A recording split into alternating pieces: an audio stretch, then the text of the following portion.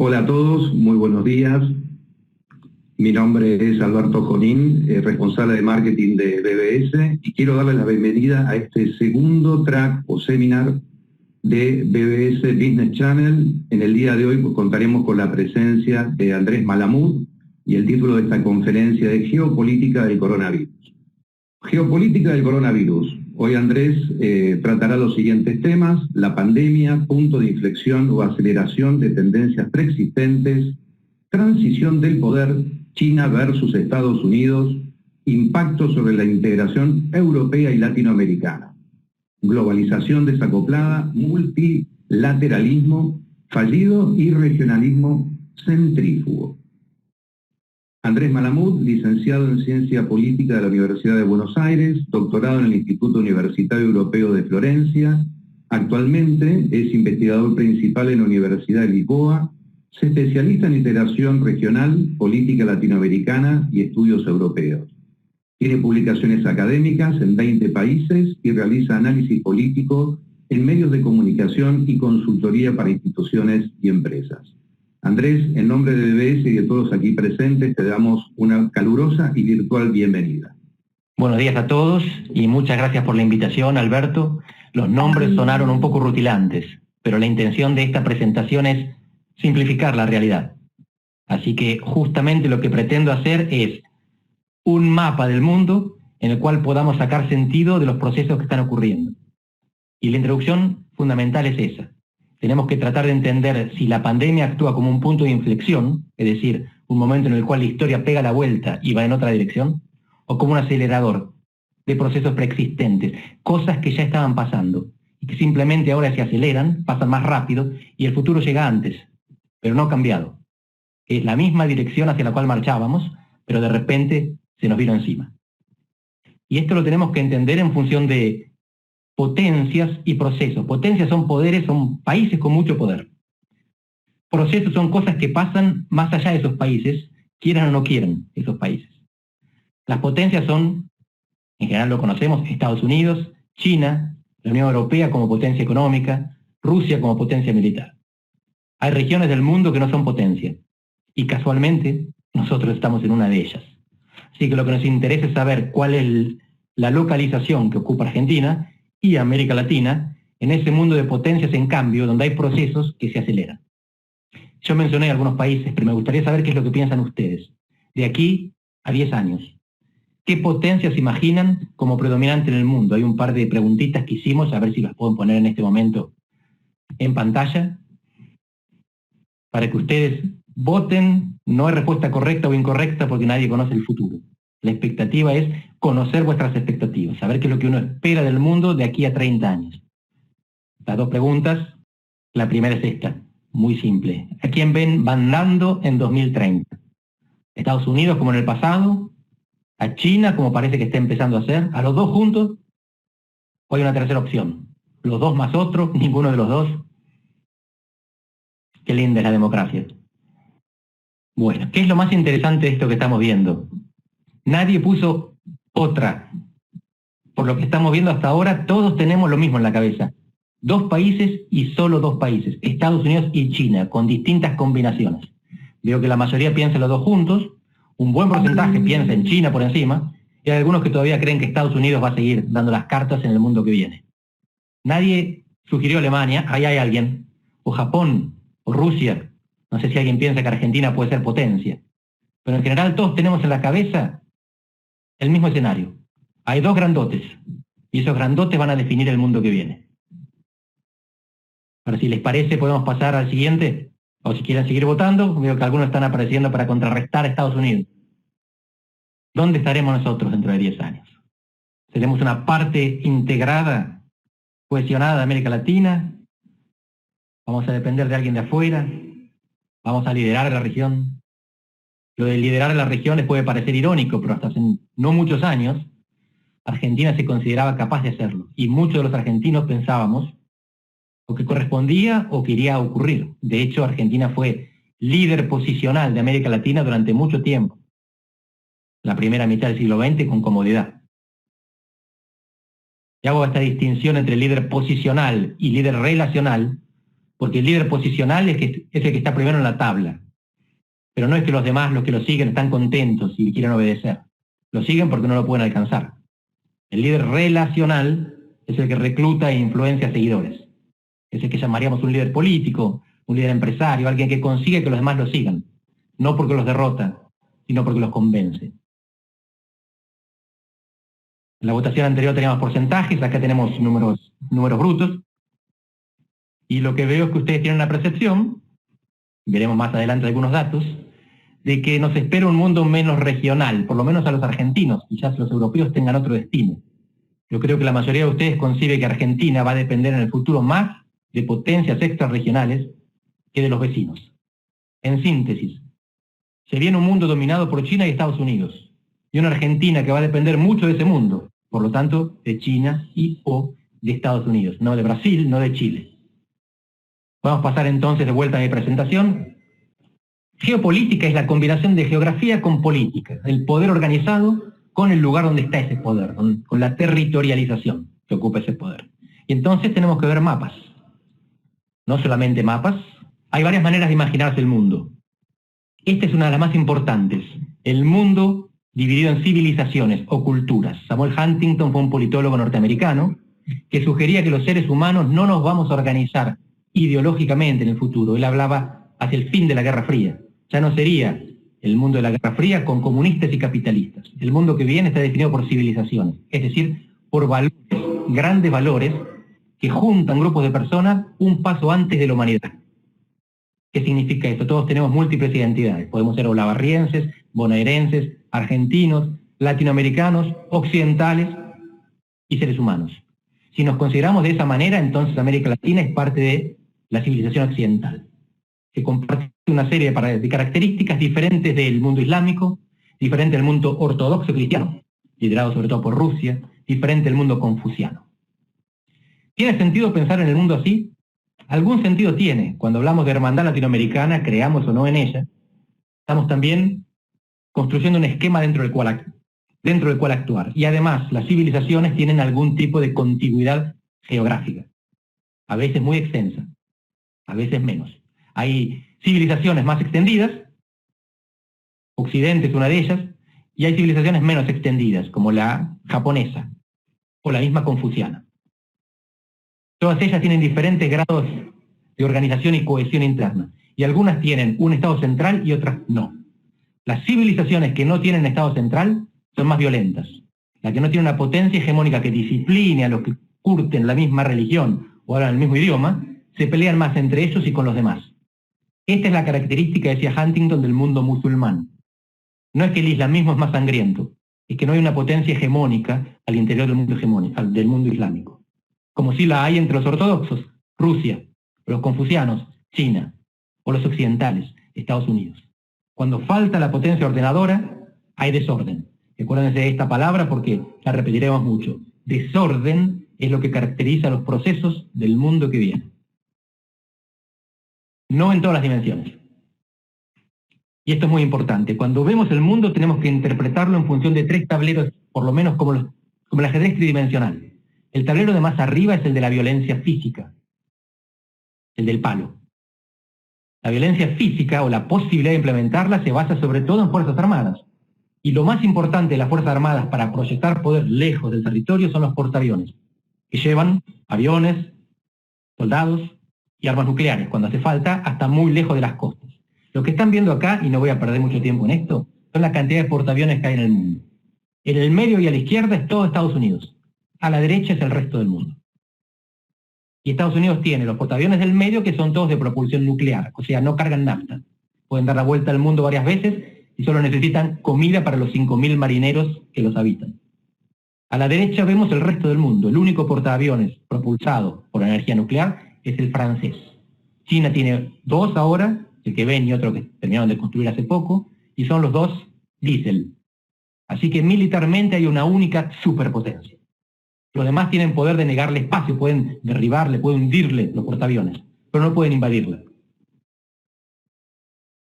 Pero el mundo según los mercados, el segundo tablero del ajedrez tridimensional, es mucho más complejo, es mucho más diverso, es más democrático si quieren.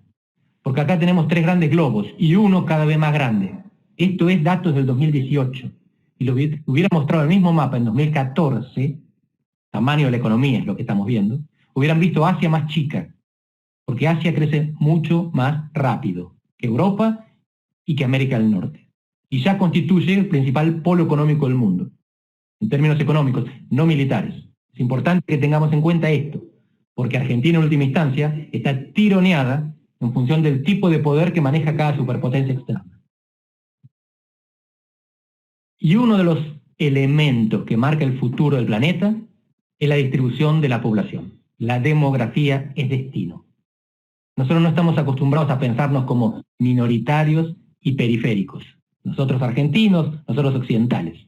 Y sin embargo, cada vez más, Occidente es una periferia del mundo que viene.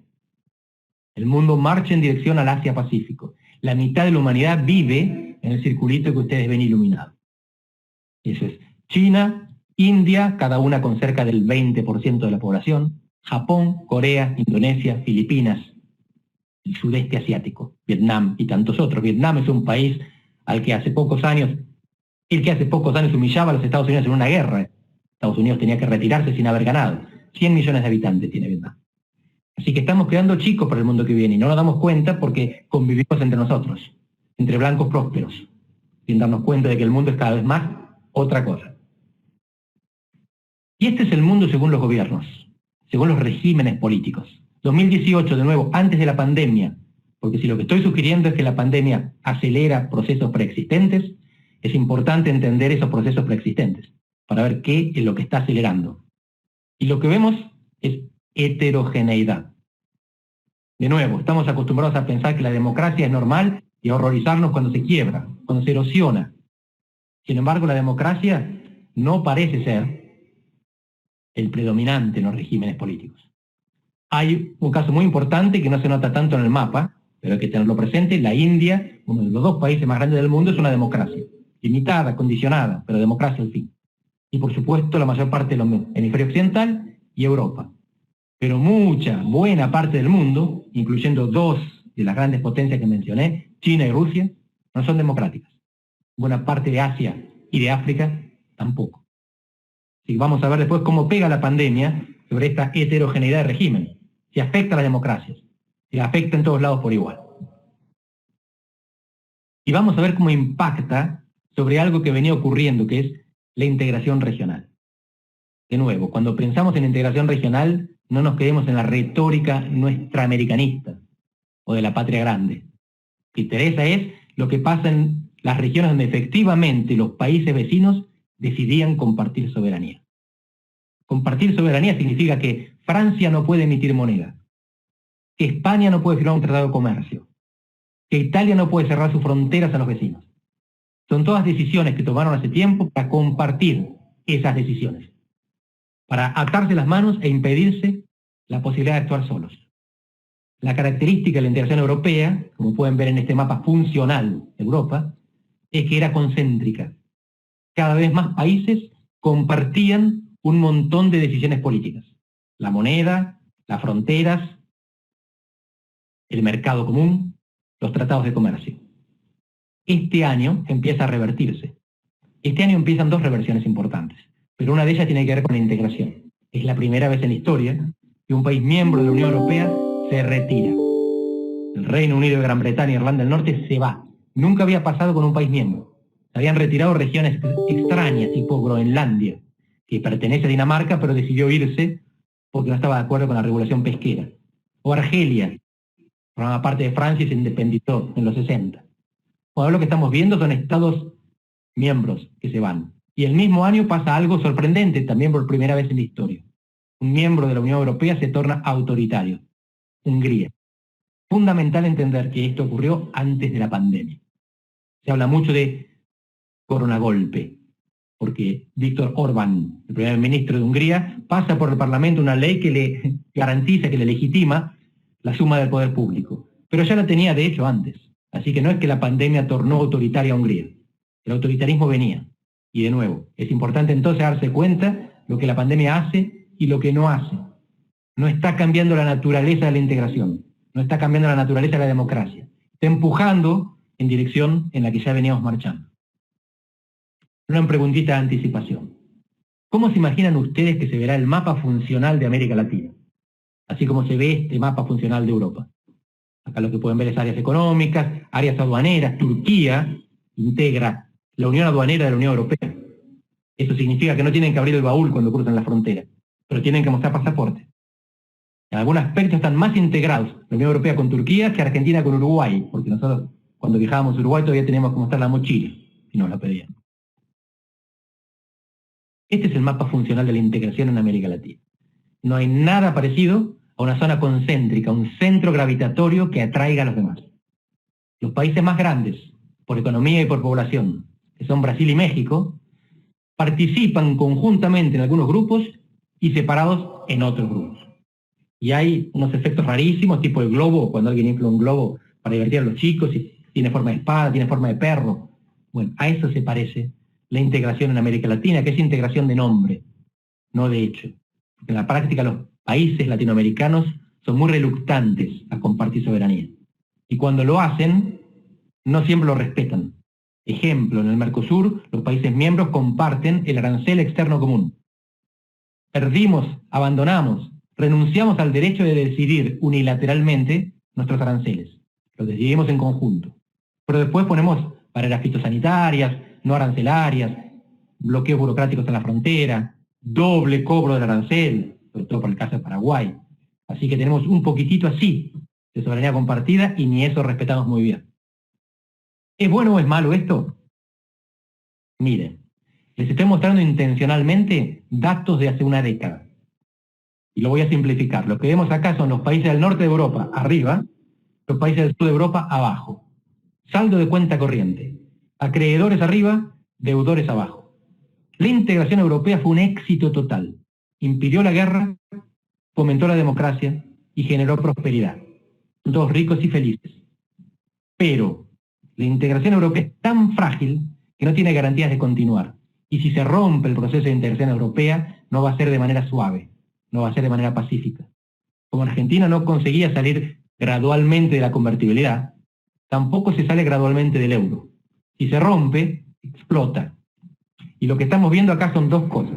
Primero, ese corte que les decía que llevó a la crisis del 2008, que en Europa se manifiesta a partir de 2011, sobre todo 2009 en Grecia, 2011 en Portugal, con un continente permanentemente dividido entre acreedores y deudores. Segundo, y muy importante, en el gráfico de arriba pueden ver la columna celeste, ese país es Francia.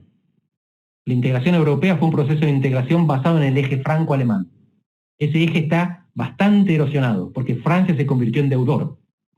Francia se parece más a los países del sur que a Alemania.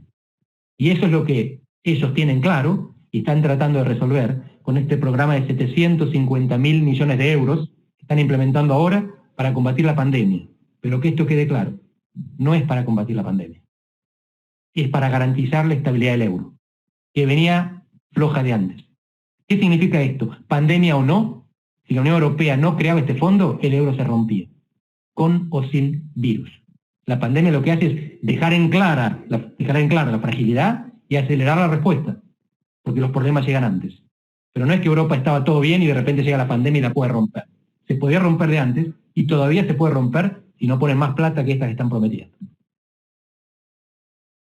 Y ahora vamos a ir de a poquito llegando a nuestra región. Miren, estas son las principales fuentes de importaciones, no es destino de exportaciones, ¿de dónde importan los países? Tres opciones, no es la principal fuente es de las tres que menciono, Estados Unidos, Alemania y China, ¿de cuál importamos más?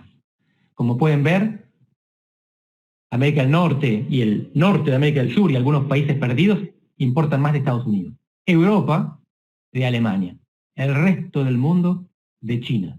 Esto en parte responde a nuestra primera pregunta, ¿se acuerdan? ¿Cuál va a ser la potencia hegemónica en 2030? De las tres grandes potencias económicas del mundo, las tres principales, Estados Unidos, China y Alemania, solo una es global.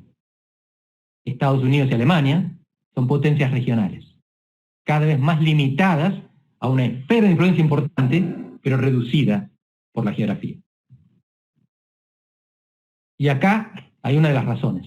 Esto es muy sencillito, un cuarto de siglo de crecimiento económico, comparado con los Estados Unidos, los BRIC, los famosos Brasil, Rusia, India y China. Lo que nos preguntamos es, ¿cuánto cerraron la brecha con los Estados Unidos? La respuesta es, China bastante, un cuarto desde el 2016, un quinto, un cuarto prácticamente ahora. India un poquito. Brasil y Rusia, nada. ¿Qué significa esto? Que si Estados Unidos es una potencia declinante, y lo es en términos relativos, siempre crece en términos absolutos, pero declina en términos relativos porque el resto del mundo crece más. Bueno, Brasil y Rusia están como Estados Unidos, declinando. Y esto tiene que caer como una ducha de agua fría para los que alguna vez pensamos que Brasil era una potencia emergente. Una potencia emergente no puede crecer igual que una potencia declinante. Si Brasil crece como Estados Unidos, no cierra la brecha, entonces es una potencia declinante, en términos relativos. Y si Brasil es una potencia declinante, ¿qué queda para Argentina? Les doy unos números más, porque yo sé que es difícil de creer y que esto no es responsabilidad de Bolsonaro. Bolsonaro es consecuencia de la decadencia brasileña. Esto es, ¿cuánto participa cada uno de estos países en el comercio mundial? Un número previo para tener en mente. Brasil tiene el 3% de la humanidad. De cada 100 seres humanos, cerca de 3 son brasileños.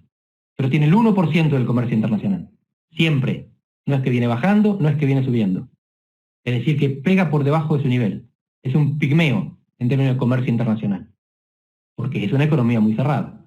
Y porque es una economía poco competitiva. Y de nuevo, me imagino que cuando digo esto de Brasil, piensan todos, naturalmente, en el país de abajo. Economías cerradas, por contraposición con las del Pacífico, que son economías abiertas. En cualquier caso, lo que esto muestra es desgarro. América Latina, a diferencia de Europa, no tiene un centro de gravedad en su interior. Es centrífuga su economía porque está atraída por potencias extrarregionales. Y de hecho, esto acaba de cambiar. Hay algunos países que tienen a China como principal destino exportador, Uruguay, Brasil, Perú, Chile, otros Estados Unidos, y otros que todavía teníamos a Brasil. Argentina está empezando ya a depender más de China que de Brasil, directamente. En el mundo que viene hay dos grandes potencias, y una, China, es cada vez más grande que la otra. Consecuencias para esto, no lo quiero abrumar o confundir con datos, pero es importante entender, estos son 70 años de comercio exterior brasileño. La línea azul es exportación de recursos naturales, recursos básicos. Café, azúcar y cacao alguna vez, soja y mineral de hierro hoy. La línea verde es exportación de manufacturas. Brasil se convirtió en un exportador industrial en la década del 90 y desde entonces se reprimariza. Venezuela ni hablar. 95% de lo que Venezuela exportaba era petróleo y hoy ya ni lo produce. Para no hablar de acero, Venezuela dejó de producir. Esto sí es importante. ¿Por qué?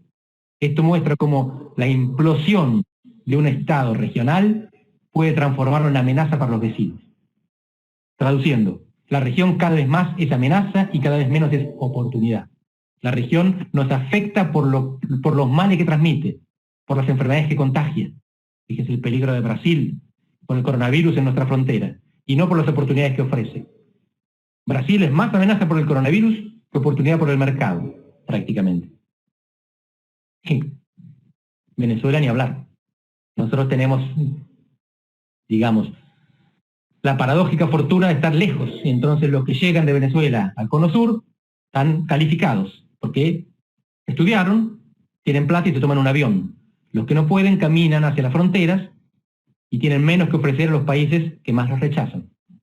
Y fíjense que Venezuela, lo que les decía, en los últimos años pasó a prácticamente no producir ni petróleo, a importar nafta de Irán.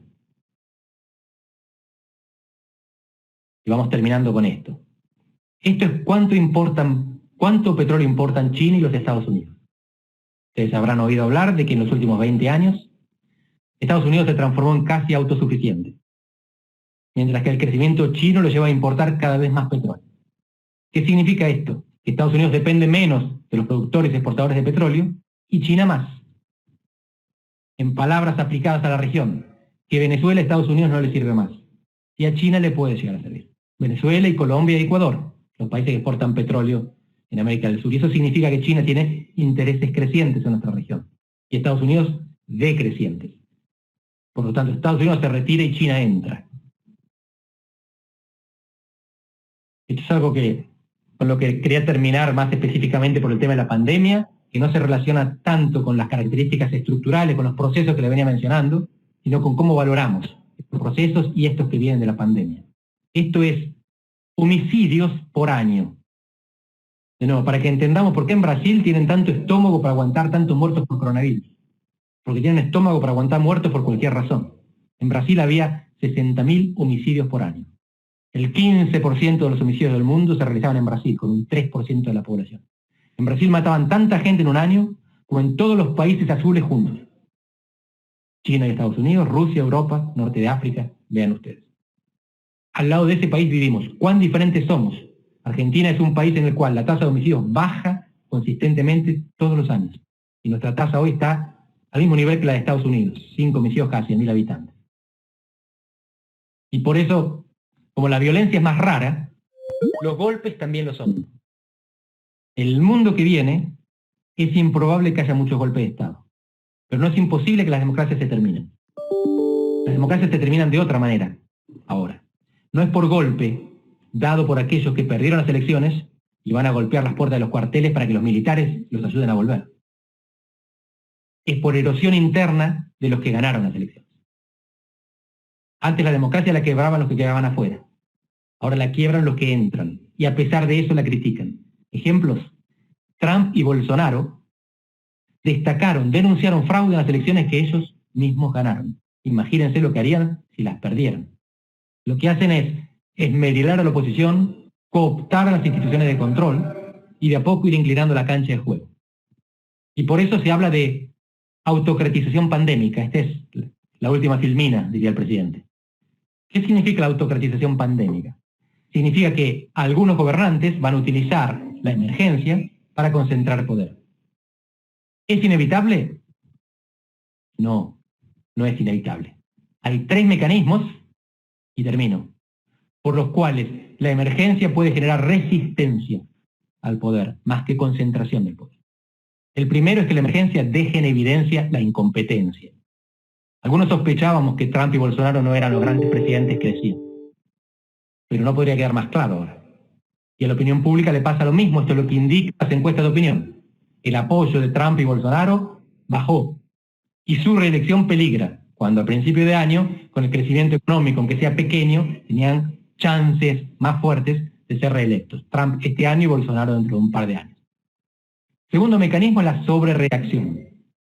Como un resorte al que apretamos y después salta a una posición más alta, las instituciones de control se oponen a la concentración ejecutiva. Entonces los gobernadores saltan contra Bolsonaro, 25 contra 27, implementaron cuarentenas. Saltan contra Trump. Andrew Cuomo, el gran gobernador de Nueva York, se opuso a las políticas federales e implementó cuarentena en el estado de Nueva York. El Congreso y la Corte de Justicia, el Supremo Tribunal Federal, se oponen al gobierno en Brasil. Los militares le ponen límites a Trump en Estados Unidos. Los ministros le renuncian a Bolsonaro en Brasil. Es decir, que hay sobrereacción. No es tan fácil concentrar el poder, hay resistencia. Finalmente, la última, influencia internacional. Los países que gestionan mal la emergencia son un peligro no solo para sus ciudadanos, sino para sus vecinos. Y por lo tanto es probable que exista presión internacional para contener.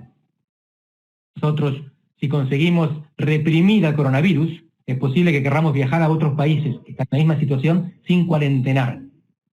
Brasil no será uno de ellos.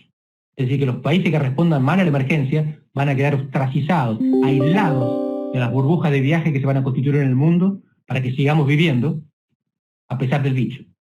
Entonces, esto no es necesario que pase. Algunas democracias pueden caer. Lo que sugiero es que la pandemia no obliga a que las democracias caigan. Hay anticuerpos también en los regímenes políticos. Termino con esto y abro para que discutamos. Me gustaría sobre todo charlar de lo que a ustedes les interese. Muchas gracias. Bueno, muy bien, Andrés. Acá tenemos algunas preguntas por parte del auditorio. La primera de todas es un poco una devolución. ¿Podrías contestar cuál es tu respuesta para las 2 preguntas iniciales? No tenía gracia que lo respondiera yo. Y sobre todo lo importante es que pronosticar es muy difícil, sobre todo el futuro. Pero vamos en orden. China y o Estados Unidos. Estamos en medio de lo que se llama una transición hegemónica. Una potencia hegemónica que declina, una potencia emergente que la desafía. En la historia hubo 16 casos registrados de transición hegemónica. 12 se procesaron mediante una guerra y 4 no. Es decir, que 75% de probabilidades de irse a las manos. Hoy esto es muy improbable, porque la guerra significa armas nucleares, y armas nucleares significan el fin de la humanidad, significa que todos pierdan. Por lo tanto, lo más probable es que la transición hegemónica se gestione sin guerra, y esto tiene algo a favor y algo en contra. Algo a favor, menos muertes. Algo en contra es que las guerras generan destrucción creativa, como la destrucción de empresas, como diría Schumpeter. Las guerras terraplenaban la superficie a partir de la cual construíamos nuevas instituciones prolijitas. El orden liberal internacional del que gozamos durante 70 años fue construido sobre los cimientos de la Segunda Guerra Mundial. Ahora no hay cimientos, no hay escombros. Bueno, hay escombros de lo que hay, pero no limpiamos el terreno. Cada nueva institución se suma sobre la anterior que ya funcionaba mal. Entonces el mundo hacia el que vamos es un mundo pacífico, pero Frankenstein, un mundo de parches, no un mundo de diseño. Y un mundo de parches es menos eficiente que un mundo de diseño. La gran cuestión es, si habrá multilateralismo, creo que muchos tienen en la cabeza que muy difícilmente lo habrá. Las Naciones Unidas no tuvieron ningún papel en la pandemia, la OMS alguno, no muy brillante. La Organización Mundial de Comercio está inactiva, acaba de renunciar el secretario general, pero de hecho ya ni los paneles arbitrales funcionan. Así que lo más previsible es que vayamos no a un mundo de reglas, sino a un mundo de acuerdos. No hay reglas comunes, hay acuerdos para los que los firmen. Y Estados Unidos se está retirando de esos acuerdos. China los está proponiendo. Y esto, aquí entra la segunda parte, donde estaremos nosotros. Argentina, no hay reglas que respetar, porque no hay reglas en este mundo que no tiene más multilateralismo, quiere hacer acuerdos. Con Estados Unidos por el financiamiento y la renegociación de la deuda. Con China porque es nuestro mercado y nuestra fuente de inversión directa. Y quizás de tecnología. Si entre China y Estados Unidos no se pelean, tenemos una chance de diversificarnos. Si China o Estados Unidos nos exigen la prueba de amor, nos dicen, si querés los dólares no tenés el 5G, puede decir China, o si querés el 5G no tenés los dólares, nos dice Estados Unidos, estamos liquidados. En un mundo en el que nos hagan optar por China o por Estados Unidos, Argentina no tiene destino. Nuestra expectativa de máxima es un G2 cooperativo entre China y Estados Unidos. Nuestra expectativa intermedia es un G0 no cooperativo, pero no competitivo. Cada uno haga su negocio. En un G0 competitivo, donde nos exijan estar en un lado o en otro, fuimos. Fuimos, ¿qué significa? No vamos a desaparecer. Pero no vamos a tener tecnología e inversiones, o no vamos a tener estabilidad macroeconómica, respaldo financiero. Por lo menos en el corto plazo. Quizás dentro de 10 años, en 2030, China se encargue de proveernos de todo lo que necesitamos. Pero en ese caso seremos una colonia china. Muy bien, muchas gracias, Andrés. Tengo otra pregunta. ¿Cuál es tu opinión de lo que ocurrirá con la Unión Europea a futuro? ¿Se desarma o se fortalece? Excelente pregunta. Las dos posibilidades existen. La Unión Europea enfrenta 4 crisis. Mencioné algunas, vamos de nuevo. La primera es la crisis de los miembros que se tornan autoritarios. Hungría ya está, Polonia y la República Checa andan merodeando el autoritarismo. La segunda es el exit, la salida de miembros. Gran Bretaña se fue, pero por ahora eso complica más a Gran Bretaña que la Unión Europea y no hubo efecto dominó. La tercera es el drama o la crisis de los refugiados. En 2015 Merkel aceptó 1 millón de sirios y casi le cuesta la elección. Y hay muchos millones en la puerta. Eso, muchos millones de africanos y sirios entrando en Europa podría hundir la estabilidad europea, pero eso se puede regular con algún tipo de autoritarismo, que es el que están implementando, ahogando gente en el Mediterráneo. Y la que para mí es más grave es la crisis del euro. Lo importante es que Europa, los gobernantes tienen conciencia de las 4 crisis y están tomando medidas. No sabemos si son suficientes. Esta del euro son los 750.000 millones, que son 500.000 millones de subsidio, 250.000 millones de préstamos para los países que tienen que reconstruirse, sobre todo Italia, porque Italia arrastra el euro sin escala. España todavía lo podían contener, Portugal es chiquitito, pero Italia es el fin del euro. ¿Se puede regenerar la Unión Europea? Sí, puede. ¿Lo va a hacer? No sé. ¿Lo saben? Sí. ¿Están trabajando? También. ¿Alcanzará? Lo veremos en los próximos años. Muy bien, otra pregunta. ¿Por qué tiene menos riesgo autocrático Chile que Argentina, siendo que se gestionó tan mal la pandemia en Chile? Muy bien. Bueno, esto de la backsliding, lo que llaman el derrape pandémico, la posibilidad de la autocratización pandémica, lo analiza VIDEM, que es una base de datos sueca norteamericana, muy prestigiosa, en función de indicadores históricos que ellos tienen y de proyección que hacen a partir de consultas con expertos. Yo no creo que Argentina tenga un gran potencial autocrático. A mí lo que me preocupa en Argentina no es el riesgo de tiranía, sino el riesgo de anarquía. ¿Qué significa esto? Pongámoslo en números. ¿Ustedes se imaginan más probable un 1946 o un 2001? 1946 es un líder electo que se torna, pongamos, más autoritario de lo que parecía o tan autoritario como parecía. Un 2001 es una explosión de la calle y de la economía, que puede después ser procesada a través de mecanismos constitucionales. Un 1976 es otra opción. Un 1976 no es viable en Argentina porque no hay fuerzas armadas. ¿Por qué Argentina no puede ser Venezuela? No solamente porque la economía agropecuaria es más diversa y no es estatal, a diferencia de la petrolera que es muy monopólica y estatal, sino porque no hay fuerzas armadas en Argentina. El Monumental, el mayor estadio argentino, si pusieran a todas las fuerzas armadas juntas no lo llenan. Hay 73.000 tropas en Argentina, contra 85.000 la capacidad del Monumental. Así que no hay manera de, a la fuerza, imponer una posición a la sociedad. ¿Qué es lo que sí se puede hacer? Empobrecerla. Tomar malas medidas, malas decisiones y destrozarla económicamente. O sea, 2001. El 1946 y el 75 son altamente improbables. No digo imposibles. El 2001 está ahí a la vuelta de la esquina. Lo único que tenemos que hacer para que vuelva el 2001 es ser Argentina. No hace falta ser Venezuela. En Chile tienen unas fuerzas armadas muy disciplinadas y no muy legitimadas últimamente, aunque tuvieron el cuidado de tomar distancia del presidente cuando les ordenó la represión. Una foto famosa, el año pasado con Piñera y todas las fuerzas, todos los militares y fuerzas de seguridad, todos varones, detrás de él, y después de eso los militares salen a desmarcarse. Chile tiene un Estado capaz, con bajos niveles de legitimidad por un alto nivel de desigualdad percibida. En Argentina, la desigualdad también joroba, pero en todo caso aquí, y esto es importante, el hambre era la exclusión, lo que llevó a la explosión de 2001. Hoy es más improbable porque los sectores desposeídos están mucho mejor atendidos. Existen en Argentina cosas que no existían hace 20 años. AUH y pensiones no contributivas. Entonces, nuestros viejitos y nuestros pobres comen. La crisis que viene en Argentina es para la clase media, para los que tienen ingresos, monotributistas, profesiones liberales, precariedad del trabajo, pero tienen algún empleo y lo pierden con la cuarentena, con la pandemia y con la cuarentena. Pero esa gente explota diferente y sobre todo tiene más dificultades para organizarse en piquetes, por ejemplo. Así que la anarquía, el caos, la anomia en Argentina es más probable que la dictadura, que la represión.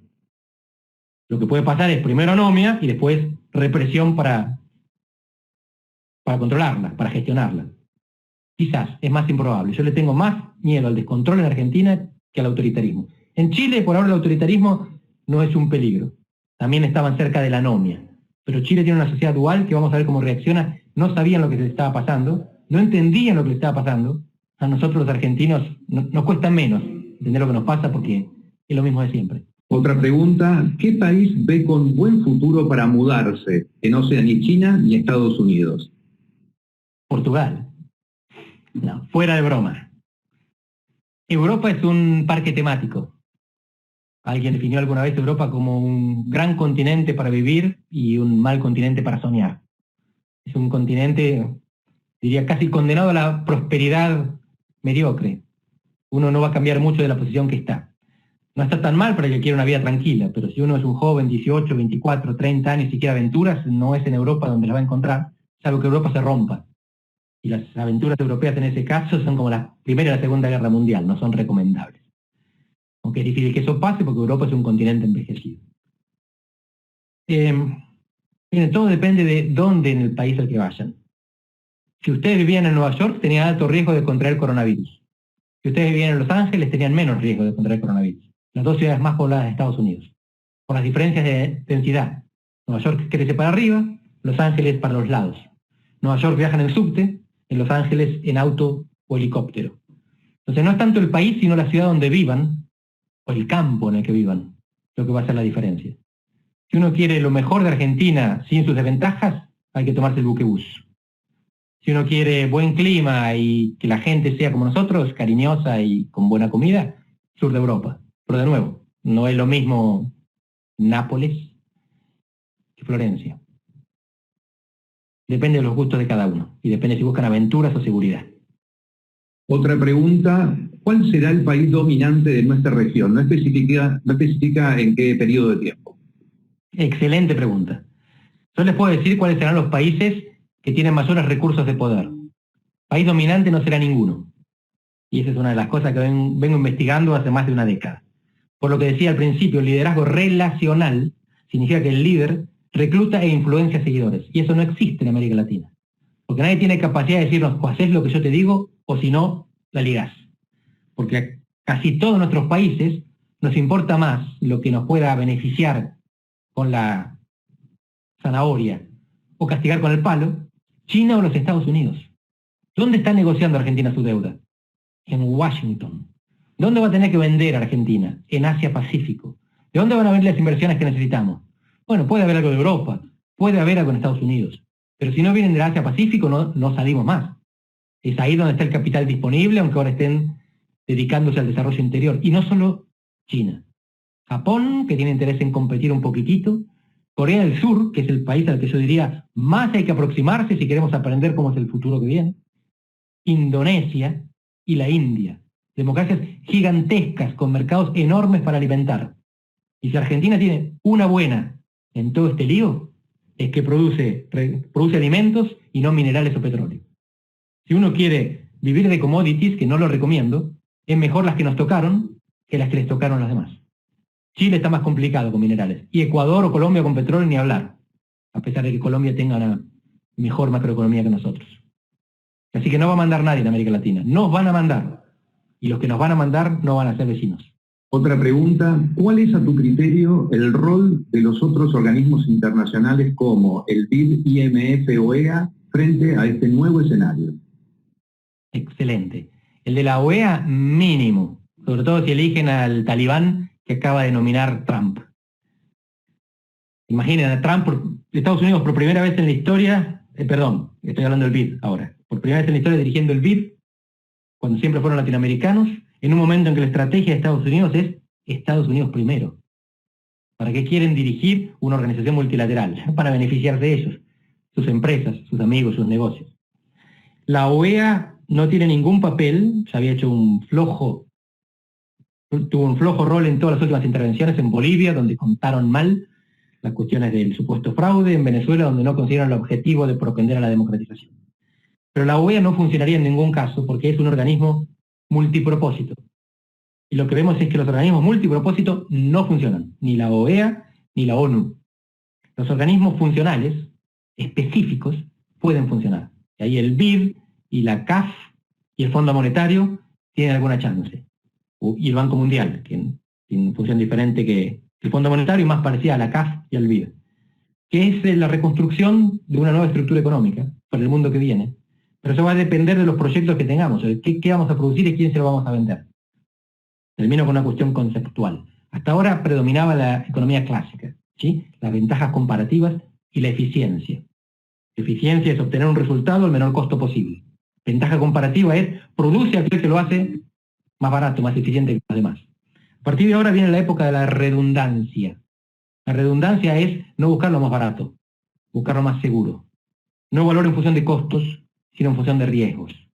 Las cadenas globales de producción, o incluso las cadenas regionales, nos ponen en riesgo porque la fortaleza de una cadena es la fortaleza de su eslabón más débil. Así que lo que necesitamos es cadenas con menos eslabones débiles, y esas cadenas suelen ser más cortas. Y por lo tanto es mejor tener la fábrica en casa, aunque sea más cara, porque la controlamos, que la fábrica en China, donde de repente llega un murciélago y nos corta los suministros. Y esto es importante por la discusión que se está dando en Vicentín, no esquivo la discusión. Independientemente de la posición que tengamos sobre el caso Vicentín, las nacionalizaciones son lo que se viene en el mundo. Parciales, con la acción de oro, si se quiere, con control parcial o total de la compañía, de entrada y salida, nacionalización para reprivatizar, pero los estados van a tener cada vez más intervención, no solo en la regulación, sino también en la propiedad y el control de compañías consideradas estratégicas o esenciales. De nuevo, no digo que Vicentín lo sea, lo que digo es que esto que está pasando en Argentina se está discutiendo en todo el mundo. lo mismo que el impuesto a la riqueza, lo mismo que el ingreso básico universal. La pandemia trajo eso, la universalización de la agenda. Están discutiendo lo mismo en todos los países, aunque no todos hagan lo mismo. ¿Pensás que hay alguna correlación entre la situación actual de Argentina y su posición durante la Segunda Guerra Mundial más cercana al eje derrotado? Linda pregunta. No, creo que eso nos costó duramente. Ahora ya no. Argentina fue neutral en las dos guerras. Recién al final de la segunda le declara la guerra al eje, pero ya sin mandar tropas. Eso tuvo el costo de que los 30 gloriosos años, en que el mundo creció como nunca, nosotros nos dedicamos a la autarquía y a gastarnos el stock que venía de antes. Es cierto que nosotros teníamos ya un modelo de acumulación en crisis. El modelo agroexportador entró en crisis en los 30, nunca se recuperó. Segundo modelo, el industrial sustitutivo, tiene una etapa de crecimiento que se agota definitivamente entre el 73 y el 75. Pero no es porque erramos en el alineamiento. Porque además errar en el alineamiento yo creo que fue un error estratégico, fue una apuesta estratégica, no un error. Le podía haber salido bien a Perón si en Corea del Norte en los 50 había una tercera guerra mundial. Si había tercera guerra mundial, cuanto más lejos mejor. Apostó y perdió, porque no hubo tercera guerra mundial.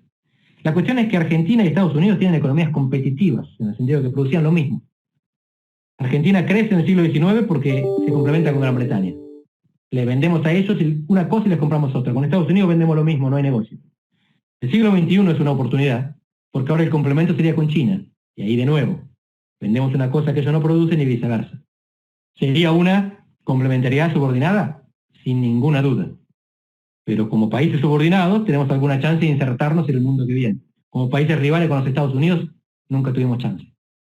Otra pregunta. ¿No es forzado para un gobierno como Estados Unidos, por ejemplo, proteger económicamente a potentes industrias como la automotriz, considerando que dicha industria se está achicando cada vez más? Justamente lo que les decía. No piensen en el mundo que viene como un mundo en búsqueda de la eficiencia, en búsqueda de minimizar costos, de optimizar. No ese es el mundo que viene. El mundo que viene es el de la seguridad estratégica. Por supuesto que son mejores los autos alemanes y japoneses y son más baratos. Y no importa eso. Estados Unidos toma la decisión de no depender de Alemania y de Japón. Y lo mismo va a pasar en otras áreas, en otros países, y esto es lo que un concepto, un neologismo, la securitización, que es cuando un área que no se consideraba estratégica, el Estado, el gobierno, la política la considera estratégica y la pone en otro tablero. ¿Se acuerdan los tableros que vimos antes? La economía, la seguridad. Bueno, ponen a los autos al nivel de los portaaviones. Es lo que hace, lo que intenta hacer el gobierno con el mercado agropecuario. Cuando habla de la soberanía alimentaria, está tratando de securitizar la discusión sobre la exportación de granos. No voy a tomar posición, aunque creo que bastante obvia en este grupo, de lo que se trata es de que lo que están haciendo con los granos es parecido a lo que hace Estados Unidos con los autos. ¿Eficiente? No. Lo que se busca no es la eficiencia. Es reducir la dependencia. No digo que sea bueno o malo, digo que esto va a pasar en todos lados. Ni hablar en China. En Australia están intentando hacerlo contra China y no consiguen. Los australianos quieren no depender de China. No pueden no depender de China. No existe en el Pacífico no depender de China, pero es la lucha que se da. Y Australia es un país desarrollado que puede dar pelea. Nosotros no tenemos esa chance. ¿Cuáles son los vectores de recuperación para la Argentina a la salida de esta crisis del coronavirus? A largo plazo, yo diría que Argentina puede asentar su reconstrucción económica en dos patas. La bioeconomía y la economía del conocimiento. La bioeconomía es no solo todo lo que produce el campo y no solo comida, sobre todo no solo el granero del mundo, también el supermercado, también delicatessen, pero también fibra, también farmacéutica, todo lo que se produce a través de un origen natural. Y la economía del conocimiento, tecnología nuclear, satélites, que ya lo hacemos, pero sobre todo software, y tenemos los grandes unicornios que valen más que YPF. Mucho de eso, mucho de inteligencia artificial, Big Data, parece difícil, ¿no? Pero ahí es donde hay todavía núcleos destacados que si Argentina no cuida, se irán a Montevideo, o a Colonia, o a Punta del Este, o más lejos. Pero para mí esas son las dos patas que le permiten a Argentina imaginarse un futuro posible. De nuevo, a mediano plazo. Porque a corto plazo lo que viene va a ser muy duro. Va a ser, como ustedes saben, va a ser una reducción, un decrecimiento económico tremendo, con disturbios sociales, y espero que no, con inestabilidad política. La idea aquí es fundamental entender que la grieta es peligrosa. Los países que mejor vienen respondiendo son aquellos que lograron mayor nivel de acuerdos políticos. Dos condiciones, respuesta temprana y acuerdos políticos. Argentina tiene los dos. Si pierde, va a estar en problemas. Y hoy se está empezando a resquebrajar aquel acuerdo que se había conseguido en el centro del espectro ideológico, por culpa de no digo quién. Todos cooperan. Otra pregunta, dada la actual experiencia en cuanto a la gestión de la salud mundial por la pandemia, ¿cómo ves la futura gestión de la OMS y cuál podría ser un organismo o grupo que lo reemplace? Grande. No veo posibilidad de que sea reemplazada la OMS, veo posibilidad de que sean reemplazados algunos actores al interior de la OMS. Básicamente, Estados Unidos sale, la Fundación Bill y Melinda Gates entra. Estamos observando que hay un regreso de los estados a la centralidad y al mismo tiempo que una aparición de actores nuevos que tienen una capacidad de influencia impresionante a nivel de agenda y de financiamiento. Bill Gates hace tiempo que viene insistiendo con esto, energías renovables, agua potable en África y la cuestión de las pandemias y las vacunas. Y ahora además está dispuesto a financiar una organización multilateral. Y lo que yo me imagino es menos Estados Unidos con Trump, quizás más si gana Biden, más China. China ya dirige 4 de los 19 organismos de las Naciones Unidas y va por más. Y China paga y manda. Así que lo que veo es más inserción china, más inserción de fundaciones y de corporaciones multinacionales, quizás a través de sus fundaciones amigas, y retracción norteamericana, lo cual en principio era muy malo, pero si la sustituyen no será tan grave. ¿Cómo ves el avance de las tecnologías de la información y comunicaciones en este nuevo escenario? Supongo que esta pregunta se refiere a la cuestión de la privacidad, ¿verdad? Privacidad o libertad contra seguridad. Bueno, veo que en Asia-Pacífico todos los ciudadanos saben que el Estado tiene todos los datos de cada uno. Lo saben, lo aceptan y lo valoran. Y entonces hay reconocimiento facial, geolocalización e información pública de dónde están los enfermos. Y hablo de Corea, que es una democracia, no de China. ¿Sí? Así que la gente sabe que este enfermo violó la cuarentena. Y por el teléfono lo pueden detectar. Y la gente acepta eso. En Occidente nos hacemos los vivos y no aceptamos que el Estado tenga todos nuestros datos. Entonces los tiene Facebook. Porque es una ilusión pensar que nuestros datos son privados. Todos nuestros datos están en algún lado, disponibles. Si no los usan los estados, los utilizarán los privados. Ahora es esta aplicación que está de moda en la última semana, donde uno puede transformarse en el sexo opuesto. Está todo el tiempo recogiendo información de todo. Información de nuestras caras, por supuesto, con la información de nuestras computadoras. Toda la información, todo lo que nosotros alguna vez pusimos en la computadora y lo que no, yo no estoy poniendo nada, pero me está grabando, todo esto está disponible. La cuestión es si lo reconocemos y si buscamos controlar y limitar al que dispone de esta información. Y de vez en cuando pedirle que eventualmente destruya parte de ella. Pero yo no tengo ilusión de que algo se pueda mantener secreto en el mundo actual, ni hablar del mundo que viene. Si alguien quiere saberlo, puede saber. Decidamos quién y cómo lo controlamos. Yo prefiero que sea un gobierno democrático y no Zuckerberg. No tengo nada contra Zuckerberg, contra Facebook. Y de hecho Facebook y Google ahora están trabajando para combatir la pandemia, porque tienen más información que los estados. Muy bien, tengo una última pregunta porque estamos en tiempo. Andrés, ¿qué pensás? ¿Pensás que un alineamiento con China tiene mejores posibilidades para Argentina que un alineamiento con Estados Unidos? ¿Qué consecuencias podría traer para todos los jugadores?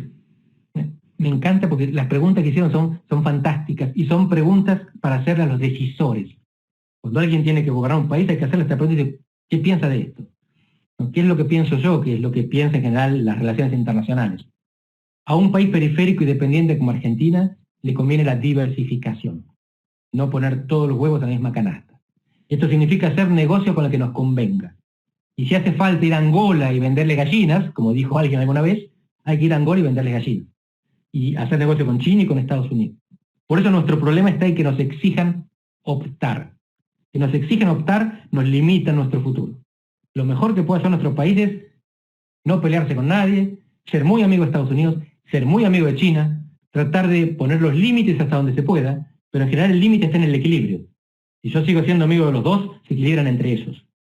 El problema de Argentina es si nos exigen la exclusividad. Si no, hay que ser amigo de todos. Argentina y cualquier país periférico vulnerable.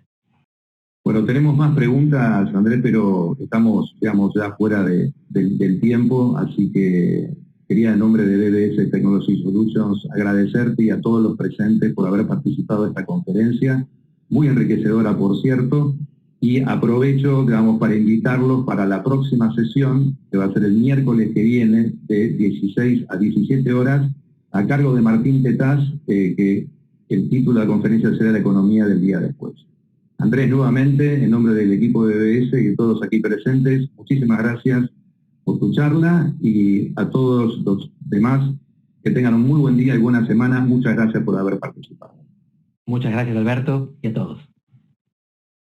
Que tengan buen día.